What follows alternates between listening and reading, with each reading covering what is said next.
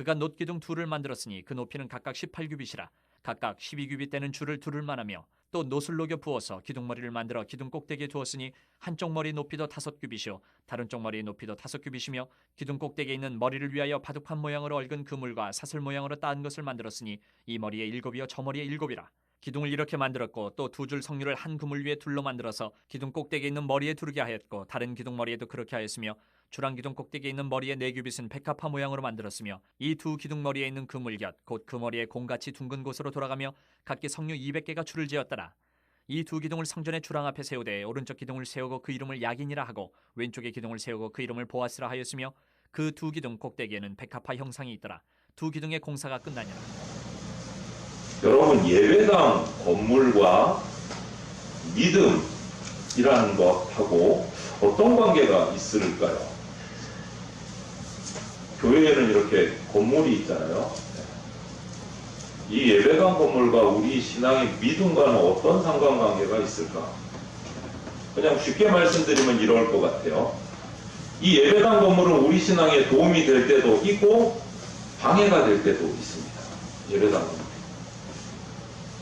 그것을 역사 속에서 보면 대표적으로 카톨릭과 우리 개신교가 가지고 있던 예배당, 교회 건물의 개념을 살펴보면 우리가 극단적으로 좀 알 수 있을 것 같아요.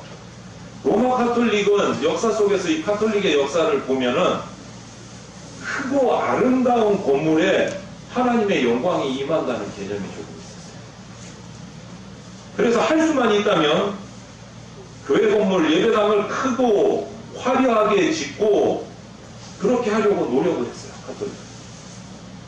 그래서 지금 역사 속에 남아있는 카톨릭 이 우리가 말하는 일명 성당의 이 양식들을 보면 고딕 양식으로 높은 첨탑 건물 아니면 돔으로 으리으리하고 화려하게 그 다음 우리가 잘 아는 스테인글라스까지 내부에 들어가면 정말 입이 딱 벌어질 만큼 멋지게 일반 건물을 짓는 만한 그런 몇 배의 재정을 투입하면서까지 화려한 예배당 건물을 지었습니다. 결국은 지금 와서 역사 속에서 문화적인 유산으로 남아있는 아름다운 건물들이 있어요.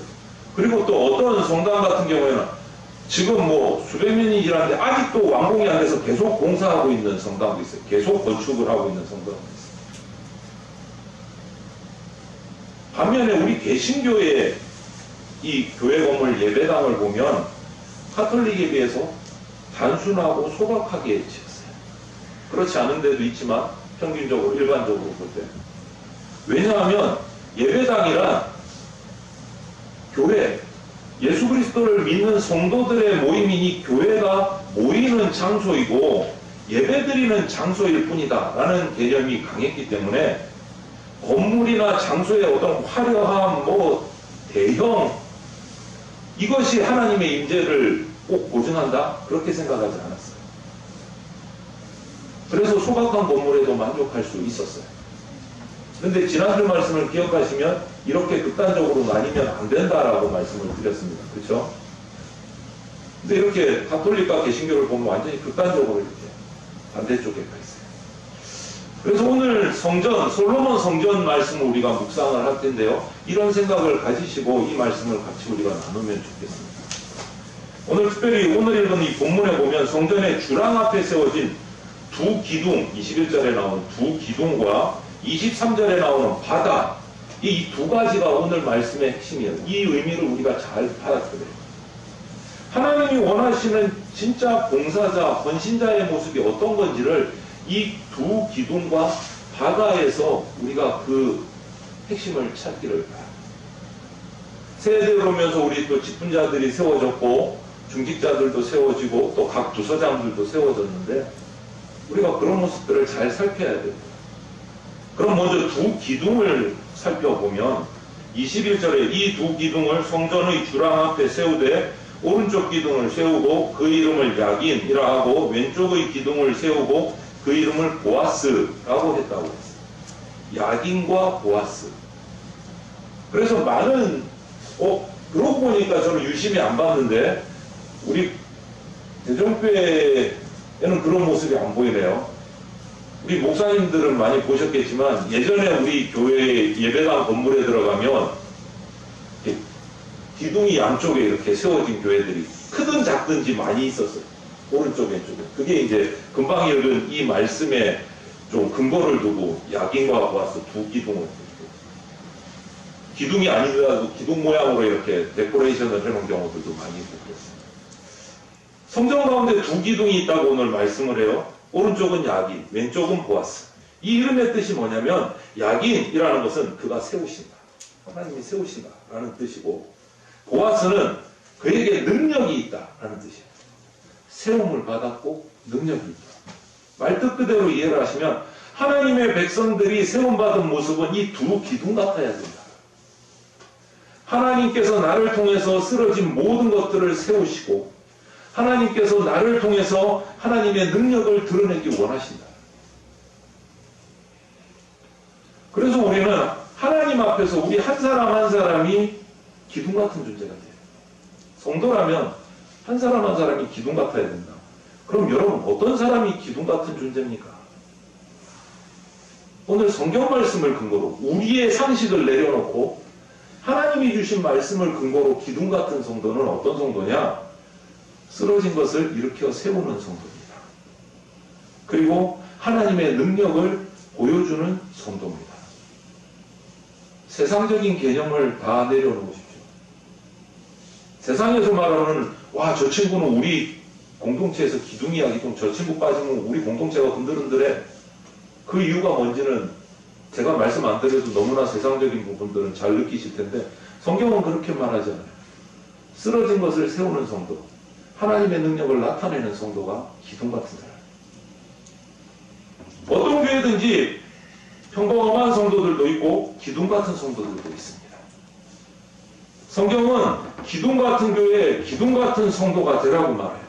쓰러져 있는 것을 세우기 위해서 무릎 꿇고 엎드릴 줄 아는 성도가 돼요. 각 교회를 세우는 기둥이 돼야 되는 거예요. 이것이 우리가 하나님 앞에서 기둥이 되는 방법이에요.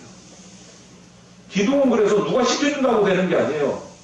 장모님 됐으니까 우리 교회 기둥이야. 안수집사님 됐으니까 우리 교회 기둥이야. 뭐 직분 받았으니까. 그런 개념이 아니에요. 성경이 말씀하시는 교회의 기둥, 하나님이 원하시는 기둥은 그런 기둥이 아니에요. 직분의 개념이 아니에요. 누가 시켜주는 게 아니에요. 한 사람 한 사람이 하나님 앞에서 내가 하나님께로부터 받은 사명을 충성되게 감당할 때 기둥이 되는 거예요. 직분의 문제가 아닙니다. 요한계시록에서 빌라델비아 교회, 7교회 이야기가 나오는데 그 중에 빌라델비아 교회를 가리켜서 예수님이 기둥 같은 교회라고 말씀하셨어요. 제가 읽어드리겠습니다. 3장 12절에 요한계시록 이기는 자는 내 하나님 성전의 기둥이 되게 하리니 그가 결코 다시 나가지 아니하리라. 빌라델비아 교회를 성전에 하나님 성전의 기둥이 되게 합니다. 여러분 흔들리고 계세요? 요즘 어떠세요? 우리 집사님 오늘 대표기도 하시면서도 교회를 위해서도 안타까운 마음으로 기도해 주셨는데 흔들리고 계세요? 설령 흔들리는 상황 속에 있더라도 하나님의 백성들이 빌라델비아 교회처럼 충성하는 그런 교회가 되면 흔들리지 않을 수 있습니다. 흔들리는 교회를 세울 수 있고 흔들리는 가정도 세워낼 수 있고 흔들리는 나라도 바로 세울 수 있어요. 그것이 하나님의 기둥된 종의 모습이에요. 그 모습이 저와 여러분들의 모습이 되어야 됩니다. 성경에 나오는 여러분 모세 너무 잘 아시죠? 삼손 안 들어본 분 없으세요? 교회 올해 나오신 분은. 모세, 삼손 전부 다 그 사람들의 면면을 살피면 대단한 능력을 가진 사람들이에요. 인물들이. 모세는 무려 40년간 애굽의 그 당시 최고의 강대국이었던 애굽의 지혜도 공부했고 학문도 공부했고 왕궁에서 배울 것을 다 배웠어요. 대단한 스펙이죠. 왕자로서. 삼손은요. 하나님께서 이적적인 능력으로 삼손에게 엄청난 힘을 부어주셔서 어마어마한 힘을 가진 사람이 됐어요. 엄청난 능력이에요. 뭐 송문을 뜯어가지고 들고 메고 산을 올라갈 정도. 이거는 인간의 상상력을 초월하는 능력을 가진 사람. 둘 다 하나님이 부어주신 능력의 종이에요. 한마디로 말하면 이 말씀을 왜 드리냐면 모세도 삼손도 하나님 앞에서 크게 쓰임받을 수 있는 가능성이 있는 인물들이었다. 모세도 그렇고 삼손도 그렇고. 그런데 그들의 삶을 여러분 성경에서 한번 잘 살펴보십시오. 모세의 삶을 먼저 보면 한마디로 이야기하면 이 모세의 인생은 하나님이 만드신 엄청난 한편의 어마어마한 웅장한 서사시와 같아요. 그 인생 스토리 자체가 하나님의 역사예요. 역사예요. 반대로 삼손의 삶을 살펴보면 짧은 단편의 비극이에요. 비극이에요. 모세는 하나님께 받은 능력으로 추측컨대 어린아이와 노약자들, 여성들까지 다 포함하면 약 200만 명이 넘는 이스라엘 백성들을 출애굽시켜서 가나안 땅까지 이끌어가는 민족의 지도자의 삶을 살아요. 이거 엄청난 일을 감당을 해요. 하나님이 주신 능력. 반면 삼손은 어마어마한 능력을 받았음에도 불구하고 여자 뒷공무니, 이방여인 뒷공무니만 졸졸졸 따라다니다가 호송세월했어요. 쓸데없이 객기 부리다가 말년에 잡혀서 눈을 뽑히고 조롱당하고 결국은 마지막에 갸온 이방의 우상 신전 기둥을 무너뜨리고 블레셋 사람들을 죽였지만 자기도 죽고 말았어요. 자기도 죽고 말았어요.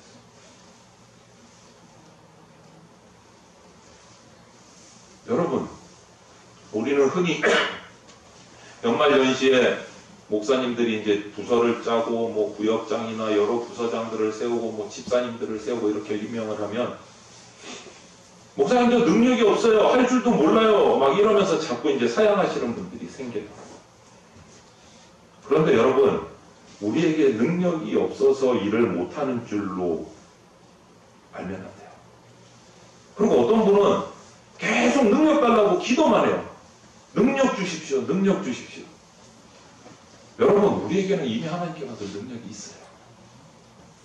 하나님께서 우리에게 주신 은사가 있어요. 모세만큼일 수도 있고 삼손만큼일 수도 있지만 또 그거보다 적을 수도 있어요. 하지만 우리는 하나님 앞에 부름받은 가능성을 가진 존재예요. 우리가 받은 은사들이 있어요. 똑같은 능력을 가지고도 모세와 삼손을 보세요. 어떤 사람은 기둥같이 쓰임받고 어떤 사람은 아무짝에도 쓸모없이 정말 비참하게 인생을 간신히 살아가는 모습도 있고 엄청난 능력을 같이 받았습니다. 여러분, 우리를 변화시키는 것은 우리가 하나님께 받은 능력을 많이 받았다고 자랑하는 것이 아니라 내가 큰 은사를 받았다고 자랑하는 것이 아니고 우리를 변화시키는 것은 다른 사람을 세울 줄 아는 능력이에요. 내 능력을 자랑하는 것이 아니라 내게 주신 크고 작은 능력을 가지고 다른 지체들을 세우고 독려할 수 있는 능력이 우리를 변화시켜요. 우리 교회를 변화시켜요. 하나님이 그런 사람을 쓰십니다. 독불장군이 아니고 옆에 지체들을 힘주고 독려하고 함께 갈 수 있는 사람을 쓰세요.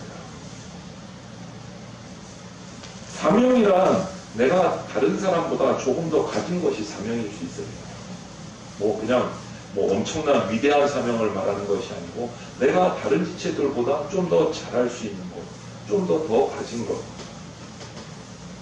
그것으로 힘들어하는 지체들을 세우고 기도하고 독려하고 이 사명을 감당할 때 우리는 기둥이 될 수 있는 겁니다.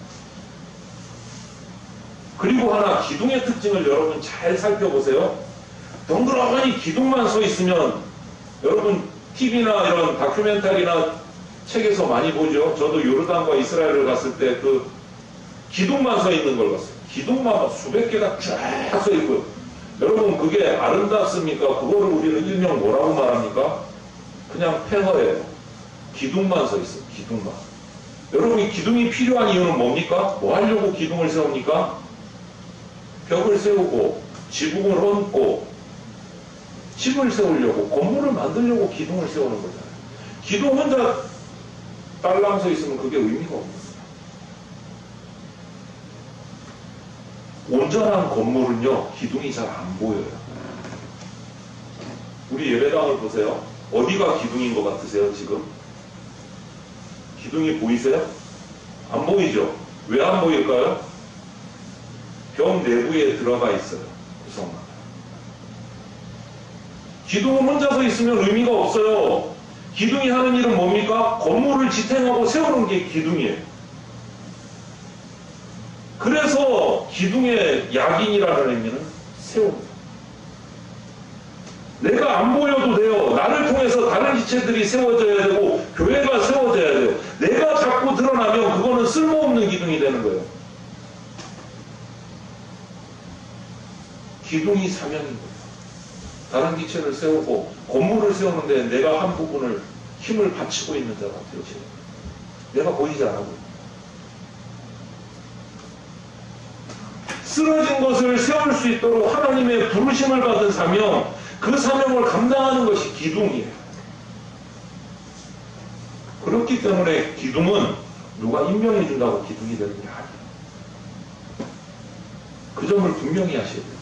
장로님 세웠다고 장로님만 기둥이다. 그럼 안수 집사님, 권사님, 집사님은 기둥 아니에요? 직분으로 하는 게 아니다. 사명을 하는 거예요. 사명을.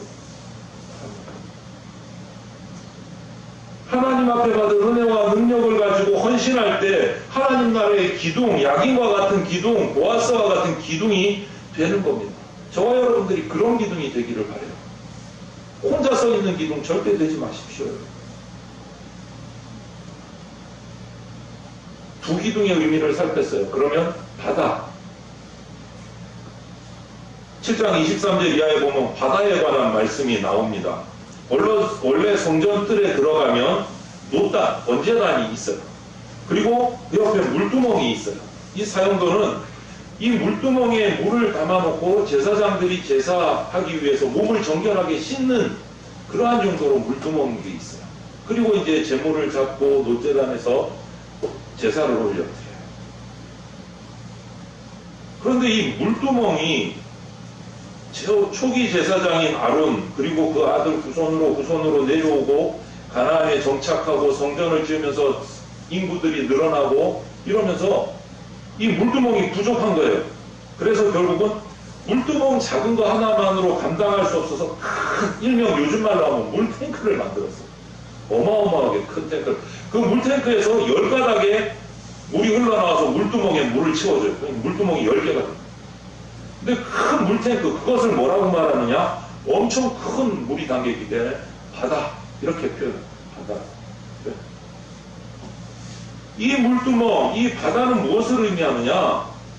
제사를 드리기까지 들어가기 전에 제사장들이 몸을 깨끗이 씻는 것이다. 뭐죠?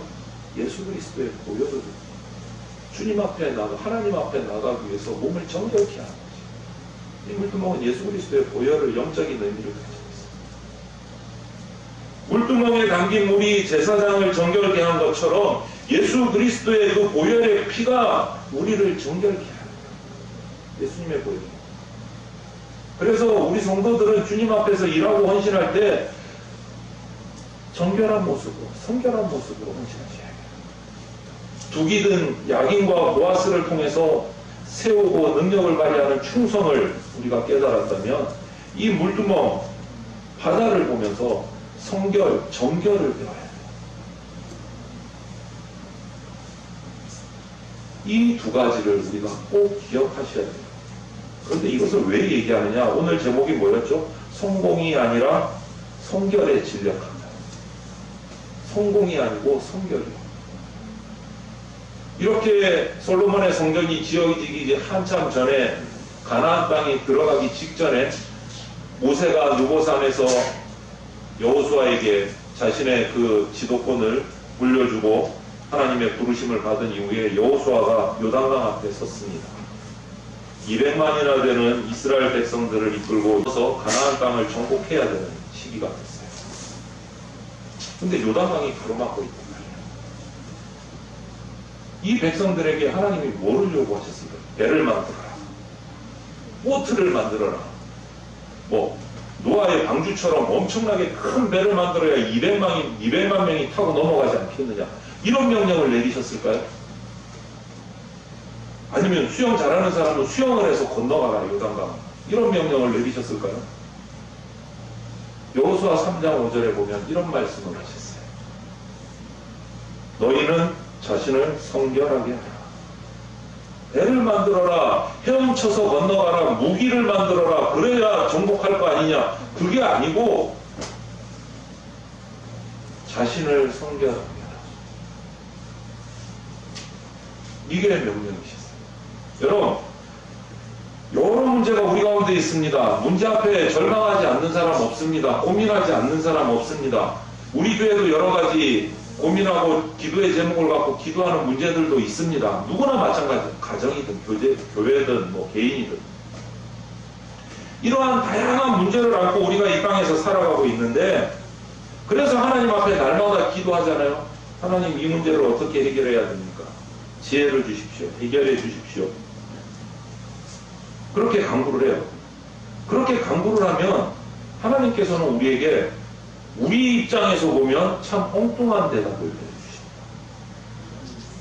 하나님, 지금 우리가 요단강을 건너서 가나안 땅에 들어가서 정복을 해야 되는데 거기는 엄청나게 거대한 거인들이 살고 있어요. 어떤 전략을 해서 전쟁을 해야 이길 수 있을까요? 전쟁의 전략을 가르쳐 주십시오. 왼쪽으로 갈까요? 오른쪽으로 갈까요? 숨어서 들어갈까요? 이거를 기도했는데 하나님의 대답은 전략, 방법, 그거보다 훨씬 중요한 게 있어요. 그게 뭐냐? 바로 거룩이다 라고 말씀하세요. 너 이 문제도 해결해달라고 그랬지, 저 문제도 해결해달라고 그랬지, 이것도 해결해야 된다고 그랬지. 그러면 하나님이 어떤 답을 해결해 주실까요? 똑같아요. 너희는 자신을 성결하게 하라. 이게 하나님이 우리에게 주신 답이에요.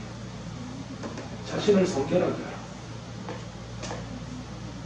하나님은 문질러서 나와서 뚝딱 고쳐주는 알라딘의 그 요술램프의 요정이 아닙니다, 여러분. 우리를 창조하신 분이세요.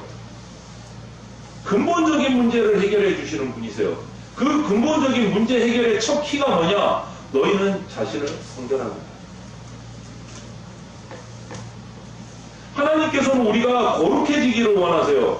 하나님께서는 거룩한 백성을 사용하세요. 거룩한 백성이 되어야 그 다음 요단강을 건너고 그 다음 정복할 수 있다는,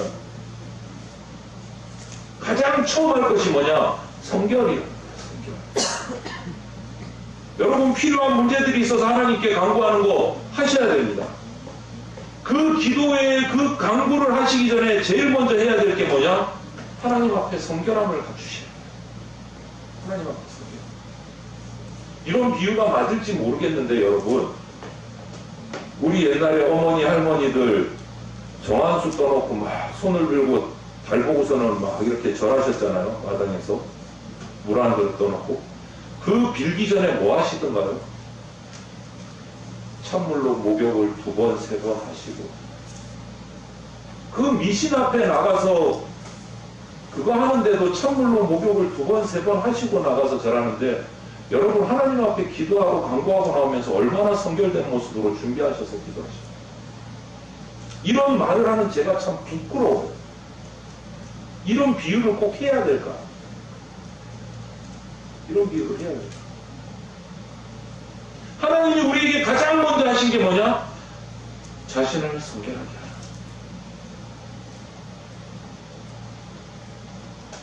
많은 사람이 자신이 능력이 없어서 하나님의 일을 감당 못한다고 생각하고 말을 동동동 불러요. 그래서 어떤 분들은 살아가면서 너무 힘들고 너무 바쁘고 너무 괴로우니까 주님께 영광 돌리고 예배하는 사역 생략, 다음에 여유가 생겼을 때 회개하고 자신을 거룩하고 성결하게 하는 사역도 일단 생략, 지금 당장 코앞에 떨어진 게 너무 바쁘니까. 그래서 오직 자신 개인의 일에만 전념을 합니다. 이것 조금 해결되고 여유 생기면 예배도 드려야지, 헌신도 해야지, 기도도 해야지. 여러분, 그러다가 내 삶이 꼬이고 엉켜서 추락합니다. 꼬이고 엉켜서 추락합니다. 여러분, 이사야서 6장에 보면 날개가 6 달린 스랍 천사의 모습이 나와요. 그 6날개 하는 일을 보면 이해가 돼요. 2날개로 얼굴을 가려요. 하나님 앞에서 성결하기 위해서 하나님을 볼 수 없는 죄인입니다. 그리고 2날개로 발을 가려요. 그리고 2날개로 날고 있어요. 이것을 우리에게 적용해 보면 하나님께서 나에게 주신 3분의 1의 능력으로 감사하고 3분의 1의 능력으로 나의 일을 감당하고 3분의 1의 능력으로 회개하고 가능하더라고요. 여러분, 여기서 이 어른 예배 시간에 이런 말 하면 참 힘든데 우리 청년들은 알아들을 수 있어요. 내게 주신 은사와 능력을 몰빵하지 마십시오. 몰빵이 뭔지 압니까? 한 군데 집중하지 말라는 뜻입니다. 지금 당장 힘드니까 예배 잠시 뒤로, 회개 잠시 뒤로, 기도도 잠시 뒤로, 오로지 내 일만, 내 가정이 좀 여유가 생기면, 내 삶이 좀 여유가 생기면 그때 예배도 드리고 그때 회개도 해야지. 그러지 마시라. 우리에게 주신 능력으로 다 할 수 있다. 다 할 수 있다. 지금 내 모습이 어떤지 한번 살펴보십시오. 6개 날개를 다 허더덕거리면서 죽어라고 내 일을 위해서 달려가고 있는 건지 골고루 분산해서 예배하고 회개하고 기도하고 헌신하면서 그 주신 은혜를 가지고 내 삶을 또 일구어가고 있는지 한번 살펴보십시오. 하나님 앞에 쓰임받는 종에게 가장 중요한 것은요, 성결입니다. 그래서 성공보다 성결에 진력하셔야 됩니다. 주님의 물두멍에 내 영혼을 잠그고 예수 그리스도의 보혈의 그 정결하시는 능력으로 은혜를 체험하면서 살아가셔야 됩니다. 내 앞에 실질적으로 하나님 앞에서 맡겨진 사역을 잘 해내는 것도 중요하지만 더 중요한 것은 우리 마음밭이에요. 마음밭. 하나님이라는 그 말 한마디에, 예수님이라는 이 한마디에, 주님이라는 그 한마디에 눈물이 나고 마음이 진실해지면 하나님을 기쁘시게 하는 간절함이 있다면 여러분, 하나님께서 받으시는 거예요. 기쁘게 받으시는 거예요. 그때 내 인생이 열리기 시작하는 거예요. 산성의 토양을 가진 교회를 알카리성으로 변화시키는 비결은요, 예수 그리스도의 십자가만큼 어디도 없습니다. 우리 교회가 산성인지 알카리성인지 여러분 기도하시면서 하나님의 음성을 들으십시오. 알카리성이라면 하나님께 할렐루야 감사하고 두 기둥이 되시기 위해 달리셔야 되고, 아직도 산성이라면 십자가 붙들고 우리가 외치고 부르짖어야 됩니다.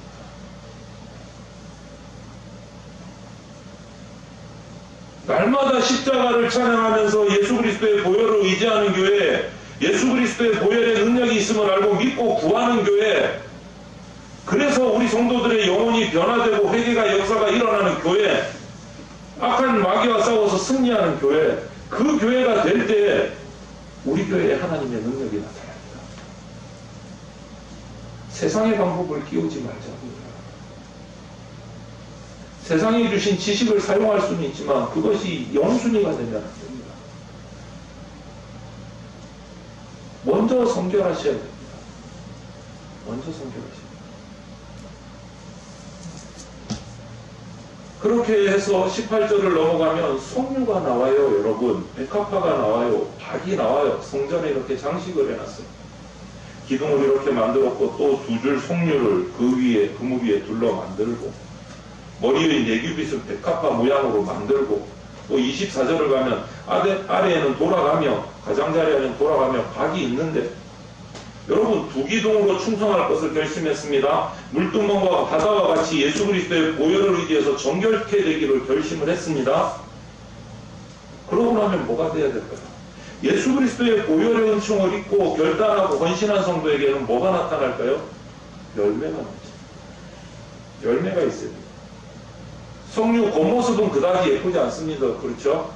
고무티티하게 별로 색깔도 그다지 아름답지 않은데 그 석류 속을 갈라보면 너무너무 아름다워요. 성도는 겉모양이 아니고 속사람을 단정해야 되는 존재입니다. 에베소 교회를 향한 사도 바울이 뭐라고 기도했는지 보십시오. 에베소 3장 16절에 그의 영광의 풍성함을 따라 그의 성령으로 말미암아 너희 속사람을 능력으로 강건하게 하시오. 너희 속사람을 능력으로 강건하게. 겉사람 아니고요. 겉모양 아니고요. 여러분, 속사람을 하나님의 능력으로 강건하게 하라. 무엇으로 말미암아? 성령으로 말미암아. 여러분, 성령의 열매는요, 속사람. 그 열매가 어떤 열매냐? 희생의 열매고, 인내의 열매고, 기뻐하는 열매. 성결의 열매가 바로 희생으로부터 시작돼요, 여러분. 내가 진실로 진실로 너희에게 이르노니 한 알의 밀이 땅에 떨어져 죽지 아니하면 한 알 그대로 있고 죽으면 많은 열매를 맺느니라. 희생이에요. 믿음으로 말미암아 희생하는 겁니다. 그리고 인내해야 돼요, 여러분. 우리가 선을 행하되 낙심하지 말지니 포기하지 아니하면 때가 이름에 거두리라. 인내하고 주님 앞에 간구하고 선행을 계속 씨앗을 뿌려가야 돼요. 그러면 때가 되면 거둡니다. 우리 성도는 저와 여러분들은요, 주님을 바라보면서 인내하는 사람이 되어야 합니다. 왜요? 열매를 주실 거라는 믿음이죠. 그리고 성결의 열매는 기쁨이에요. 고난 중에도 기뻐할 수 있는 것이 성도의 능력입니다. 고난 중에도 기뻐할 수 있는. 베드로전서에 보면 너희 염려를 다 주께 맡기라. 이는 그가 너희를 돌보심이라. 이렇게 되어 있어요. 하나님 앞에 성결의 열매를 거둔다는 것은 다른 게 아니에요, 여러분. 성공을 위해서 모든 염려하는 것들을 그냥 주님께 맡겨요. 그것을 주님께서 우리에게 명령하셨어요. 너희 염려를 주께 다 주께 맡기라. 그가 너희를 돌보신다. 성공을 염려하지 말고 여러분, 그것은 주님께 맡겨놓고 저와 여러분들은 무엇을 염려해야 됩니까? 성결을 염려하셔야 돼요. 내 속사람을 어떻게 하면 깨끗하게 할 것인가? 내 속사람을 어떻게 하면 주님 보시기에 온전하게 할 수 있을까? 그것을 염려하셔야 돼요. 하나님이 사랑하시는 성도 여러분, 항상 기뻐하십시오.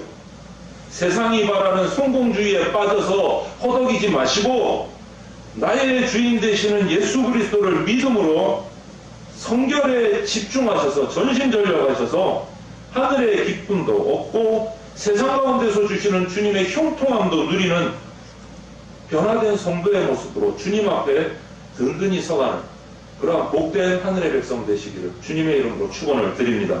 아멘. 함께 기도드리겠습니다.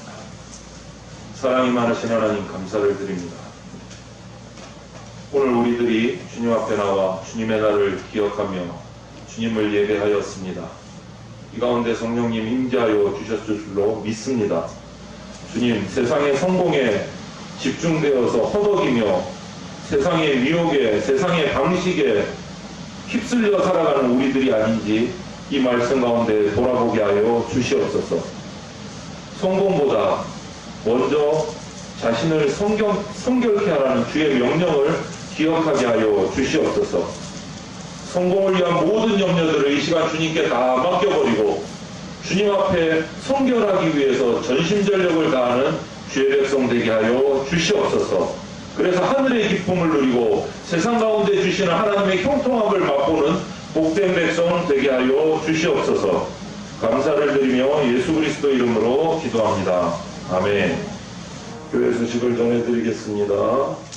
예배 10분 전까지는 도착하셔서 은혜를 사모하고 예배로 나가는 성도들이 되시기를 바랍니다. 2월 공동체 기도 제목이 주보 내면에 올려졌습니다. 같은 말, 같은 뜻, 같은 마음으로 기도하여서 주님의 응답을 경험하기를 바랍니다. 지난주에 광고를 처음 드렸는데요. 오는 주일, 그러니까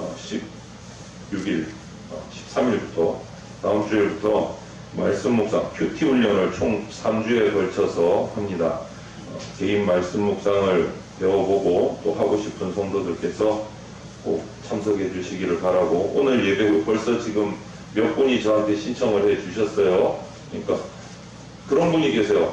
내가 잘 못 배워서, 잘 몰라서 뭐 이렇게 걱정을 하시는데, 그거 걱정 안 하셔도 되고, 내가 말씀을 혼자 읽고 묵상하고 이런 훈련들을 받고 싶은 우리 성도들께서는 오늘 예배 후에 저한테 말씀을 해 주셔야 돼요.